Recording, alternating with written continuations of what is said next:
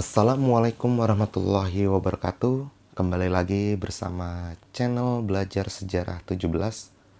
Pada kesempatan kali ini kita akan membahas salah satu sekte dominan atau salah satu kelompok dalam Islam yang dikenal cukup banyak dan kontroversi anggotanya, yaitu Mu'tazilah.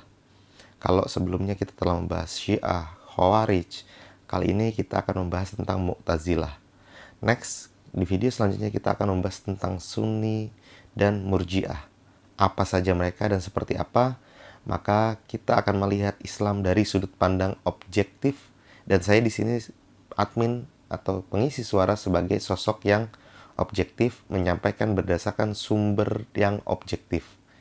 Jadi sebelumnya saya minta like, komen, dan subscribe untuk kita belajar bersama. Dan jangan lupa berikan kritikan, masukan, dan saran dengan cara yang baik. Terima kasih. Baik, kita akan masuk pada topik bahasan. Mu'tazilah. Apa itu Mu'tazilah? Mungkin teman-teman Islam sering mendengar, dan teman-teman di luar Islam jarang untuk mendengar istilah tersebut. Mu'tazilah adalah sebuah aliran teologi Islam rasional yang muncul di Basrah, Irak pada abad kedua Hijriyah. Mu'tazilah dilembagakan oleh seorang tabi'in bernama Wasil bin Atta yang wafat pada tahun 131 Hijriah, dan Amr bin Ubaid yang wafat pada tahun 144 Hijriah. Kelahirannya bermula dari tindakan Wasil bin Atta pada periode 700 hingga 750 Masehi yang berpisah dari gurunya, yaitu Hasan al-Basri, karena perbedaan pendapat. Hasan al-Basri berpendapat mukmin yang melakukan dosa besar masih berstatus mukmin, sementara Wasil bin Atta berpendapat bahwa seorang muslim yang melakukan dosa besar bukanlah seorang mukmin, tapi juga bukan seorang kafir, melainkan seseorang yang fasik. Jadi ada sedikit perbedaan antara guru dan murid, sehingga terjadilah perpecahan dan mereka berpisah. Baik, maka kita akan bahas secara etimologi. Kata Mu'tazilah yang berarti memisahkan diri, kata kerja i'tazola juga digunakan untuk menunjukkan pihak netral dalam suatu perselisihan, seperti dalam menarik diri dari perselisihan di antara dua faksi. Menurut Ensiklopedia Britannica, nama Mu'tazilah pertama kali muncul pada awal sejarah Islam dalam perselisihan mengenai kepemimpinan Ali dan komunitas muslim setelah pembunuhan Utsman, Khalifah ketiga pada tahun 656. Mereka yang tidak mendukung maupun mengutuk Ali atau Muawiyah, tetapi mengambil kedudukan netral, disebut Mu'tazilah. Mu'tazilah teologis yang didirikan oleh Wasil bin Atta dan penerusnya hanyalah kelanjutan dari posisi politik awal Mu'tazilah. Baik, selanjutnya kita akan masuk pada inti ajaran utama. Mu'tazilah atau Mu'tazilah memiliki 5 dasar ajaran utama yang disebut usul al-qasmah, yaitu 1. Al-tauhid. Allah adalah tunggal. Sifat Allah adalah zatnya itu sendiri. Allah tidak boleh diserupakan dengan makhluk. Sehingga dalam hal ini Mu'tazilah sangat menentang keras pemberian atribut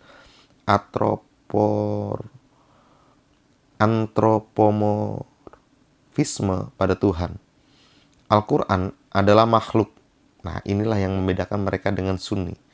Definisi dari makhluk di sini adalah segala sesuatu yang diciptakan Allah, sehingga Al-Quran sudah pasti merupakan ciptaan Allah. Jadi Al-Quran tidaklah mungkin bersifat kekal atau qadim bersama dengan zat Allah. Yang kedua adalah al-adl, keadilan Tuhan. Dalam menghadapi permasalahannya, adanya kejahatan dan kesengsaraan di dunia, Mu'tazilah mencoba menyelesaikan wacana teologis bahwa karena Allah itu maha adil dan bijaksana, Dia tidak mungkin memerintahkan dan melakukan hal-hal yang bertentangan dengan akal. Allah tidak mungkin melakukan sesuatu tanpa mempertimbangkan kesejahteraan makhluk-makhluk ciptaannya. Oleh karena itu, segala kejahatan, kekejaman, dan kesengsaraan yang ada di dunia harus dianggap sebagai sesuatu yang bersumber murni dari kesalahan manusia yang timbul karena kehendak bebas manusia. Al-wa'id, janji dan ancaman. Ini adalah poin yang ketiga. Mu'tazilah percaya bahwa Allah tidak akan ingkar janji, memberi pahala pada seseorang yang berbuat kebaikan dan memberi siksa pada orang yang berbuat kejahatan. Poin keempat dari inti ajaran Mu'tazilah adalah al-manzilah baina al-manzilatain, atau bahasa Indonesia adalah posisi di antara dua posisi. Konsep ini dicetuskan oleh Wasil bin Atha yang membuatnya berpisah dari gurunya, yakni Hasan al-Basri, bahwa seorang muslim yang berbuat dosa besar statusnya bukan digolongkan sebagai seorang mukmin atau kafir, melainkan masuk ke dalam golongan orang-orang fasik.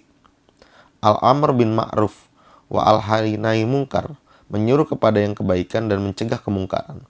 Mu'tazilah memberikan penafsiran khusus dalam arti bahwa meskipun Allah memerintahkan apa yang benar dan melarang apa yang salah menggunakan akal, memungkinkan seseorang muslim dalam banyak kasus untuk mengidentifikasi sendiri apa yang benar dan apa yang salah, bahkan tanpa bantuan wahyu. Hanya untuk beberapa persoalan khusus, wahyu diperlukan untuk menentukan apakah tindakan tersebut benar atau salah. Aliran Mu'tazilah berpendapat dalam masalah qada dan qadar bahwa manusia sendirilah yang menciptakan perbuatannya. Manusia dihisab berdasarkan perbuatannya, sebab ia sendirilah yang menciptakannya. Yang terakhir, kita masuk pada fase sejarah atau penutupan pada bahasan kali ini adalah kaum Mu'tazilah atau Mu'tazilah muncul di awal sejarah Islam dalam perselisihan mengenai kepemimpinan Ali dalam komunitas muslim setelah kematian khalifah ketiga, yaitu Utsman bin Affan. Mereka yang tidak mengutuk atau memberikan sanksi terhadap Ali atau lawan-lawannya, tetapi mengambil posisi netral antara dia dan lawan-lawannya pada perang Siffin dan perang Jamal. Kaum yang netral ini disebutlah mereka sebagai Mu'tazilah. Sementara, konstruksi teologi Mu'tazilah selanjutnya muncul pada abad ke-8 Masehi atau abad ke-2 Hijriyah di Basrah, bermula ketika Wasil bin Atha menghadiri majelis Hasan al-Basri, sampai di mana terjadi perselisihan teologis mengenai masalah tentang posisi seorang muslim yang melakukan dosa besar. Sejak saat itu, Wasil bin Atha memisahkan diri atau itijal dari majelis Hasan al-Basri dan kemudian dirinya memulai mengembangkan konsepnya sendiri yang dikenal sebagai al-manzilah baina al-manzilatain atau posisi di antara dua posisi. Mu'tazilah menikmati dukungan luas oleh pemerintah pada masa kepemimpinan Khalifah Al-Ma'mun, yaitu pemimpin pada era 813 hingga 833 Masehi. Banyak wazir dan penasehat istana dari kalangan Mu'tazilah diangkat oleh Al-Ma'mun. Tak berhenti sampai di situ, kala itu Al-Ma'mun bahkan mengangkat Mu'tazilah sebagai mazhab resmi negara. Hal ini terjadi bersamaan dengan puncak zaman kejayaan Islam di mana Al-Ma'mun mendukung upaya penerjemahan manuskrip-manuskrip Yunani kuno untuk mengembalikan ilmiah di Daulah Abbasiyah. Dukungan penuh ini dari pemerintah Abbasiyah kala itu menyebabkan beberapa polimat dan filsuf dari kalangan Mu'tazilah seperti Al-Jahiz dan Ibrahim Al-Nazam mulai bermunculan dan semakin aktif mengeluarkan karya-karyanya. Di saat yang bersamaan, ulama tekstualis atau Ahlussunnah wal Jamaah yang berpegang teguh pada manhaj Ahlussunnah seperti Imam Ahmad bin Hambal yang terkenal vokal menentang rasionalisme Mu'tazilah terpaksa diadili oleh rezim Mu'tazilah yang saat itu berada di tampuk kekuasaan.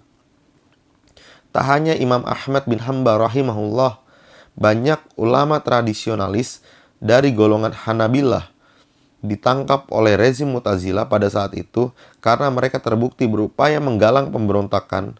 Peristiwa ini dikenal sebagai Nah, pasca wafatnya Al-Ma'mun pada tahun 833 Masehi, dua khalifah selanjutnya yakni Al-Mutassim dan Al-Mastik masih melanjutkan dukungannya terhadap doktrin Mu'tazilah hingga dimulainya kepemimpinan Al-Mutawakkil yang dikenal karena dukungan terhadap doktrin Hanabilah yang tekstualis. Sejak saat itu, Mu'tazilah mengalami persekusi. Hal tersebut menandai awal dari hilangnya pengaruh Mu'tazilah dari kaca peradaban Islam. Mulai saat itu, teologi Mu'tazilah tergantikan oleh teologi tradisionalis seperti Hanabilah dan Atsariyah yang tekstualis. Dalam munculnya mazhab Asy'ari dan Maturidi dan mendapat dukungan dari penguasa, terparah persekusi terhadap Mu'tazilah titik terparahnya terjadi saat kepemimpinan Khalifah Al-Qadir, yaitu pada periode 991 hingga 1031 Masehi, yang mengeluarkan dekrit untuk membunuh siapa saja yang terbuka menganut mazhab Mu'tazilah. Meski begitu, masih terdapat beberapa penganut Mu'tazilah di Umayyah Spanyol, terutama pada masa kepemimpinan Khalifah Al-Hakam II, yang terkenal karena upaya pelestarian buku dan literaturnya. Di bawah kepemimpinannya, banyak dari kaum Mu'tazilah bertugas sebagai penerjemah dan penulis istana. Jadi, itu sedikit tentang Mu'tazilah. Maka kenapa kelompok Ahlussunnah Sunni menganggap bahwa Mu'tazilah adalah kelompok yang berbahaya? Karena mereka menganggap Al-Quran sebagai makhluk dan bukan kalamullah. Demikian yang dapat kami sampaikan. Ada kurang lebihnya kami mohon maaf. Sesungguhnya kesalahan datang dari saya pribadi dan kebenaran datang dari Allah. Jika ada pengucapan, pembacaan, atau kata yang sedikit kurang tepat, mohon dikoreksi. Kritikan dan saran silakan disampaikan pada kolom komentar. Terima kasih. Assalamualaikum warahmatullahi wabarakatuh.